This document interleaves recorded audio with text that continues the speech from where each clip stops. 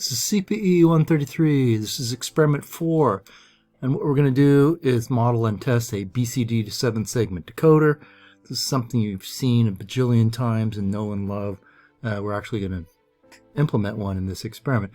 So the other thing we're going to do here is this is our first introduction to Verilog behavioral modeling.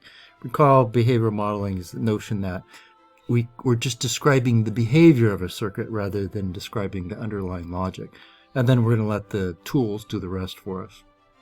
So what we're going to do in here, look into 7-segment display devices, quite common still, and not a big deal, fairly easy to work with. This is your first introduction to Verilog, or to decoders also, and of course Verilog behavioral modeling, which you already talked about. So what you're going to do is essentially implement a BCD 7-segment decoder, which means it's going to take in a BCD value and kick out an equivalent decimal digit looking thing, and then we're going to test it on the board. This is the classic 7-segment display. So these are the segments, and you're going to use these segments to form numbers depending whether I turn those segments on or not. So these are all LEDs, and so here it is. If I turn on all the LEDs except this one, it looks like a 0. If I turn on all the LEDs except for these two, it looks like a 3. So in this way, I can very easily get 0 through 9. So there are 7 segments here. We call them arbitrarily A, B, C, D, E, F, G, and these are the standard accepted numbering. So this is the A segment, blah, blah, blah. We're actually going to encode this using a procedural block, which essentially is an always block. So this is beyond the scope of this video, but check the Free Range Verilog Foundation modeling text or the videos out for a more idea. So there are 4 7-segment displays on the basis board. We're going to control those with 4 anodes. Essentially, these anodes just form a on-off switch. Essentially powers the base of a transistor, but once again, that's beyond the scope of this course. Keep in mind, this is super important, that these segments and anodes are active low, which means you send the segment or anode to 0, and that turns that segment or anode on. So this is the basis 3 board. Here are your 4 7-segment displays. They're actually 8-segment displays, as you can see over here. This is the black box diagram for the basis board, basis 3 board. Look, there's 7 segments, plus there's also a decimal point. You actually have control over the decimal point.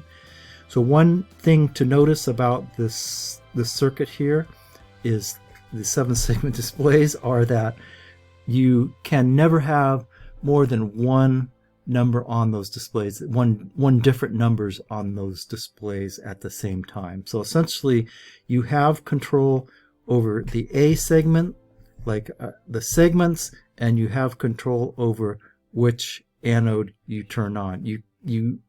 What turns out that all the A segments are wired together. You don't have individual control over one A segment. So if you want just a number to appear on this one, you turn on the anode associated with that particular 7-segment display. So it's kind of confusing. You're probably wondering how exactly we get different numbers to appear on there, but that'll be a topic for later.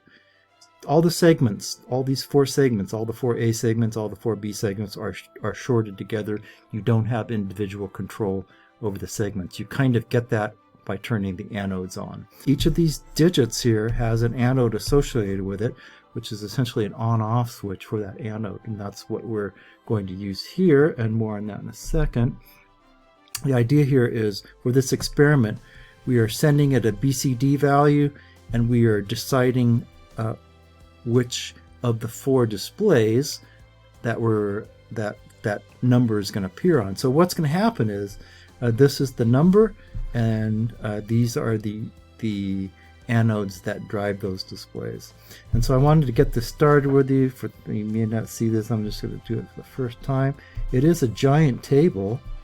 A, B, C, D, E, F, G, and a decimal point. And this is going to be the BCD values, VCD, and this, we'll call it A, B, B, C, D. I just, for the heck of it, probably should do something better than A, B, C, D. But for 0, 0, 0, 0, this is the number 0. This is the number 1. This is all I'm going to do. So for 0, here's my 0 here. I am going to turn on all the segments except for the G segment and then the decimal point. So I'm going to turn the decimal point off. Let me get this right. Remember, it's active low. I'm turning the decimal point off, and I'm turning G off. Everything else is going to be a 0. Okay, so that's my first line. Here, this is 0 and 1. Here's a 1.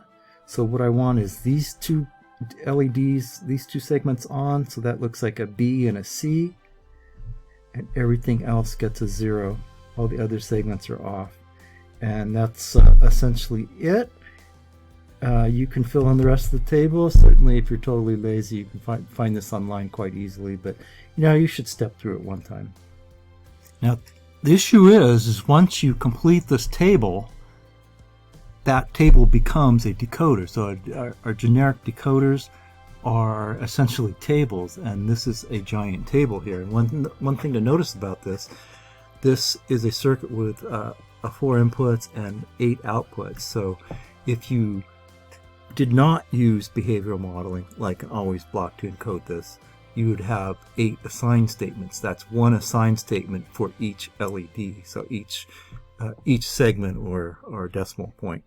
So once again, take this table, translate it to Verilog code using either a case statement or an if-else statement, which of course goes inside of a always block, which is a procedural block.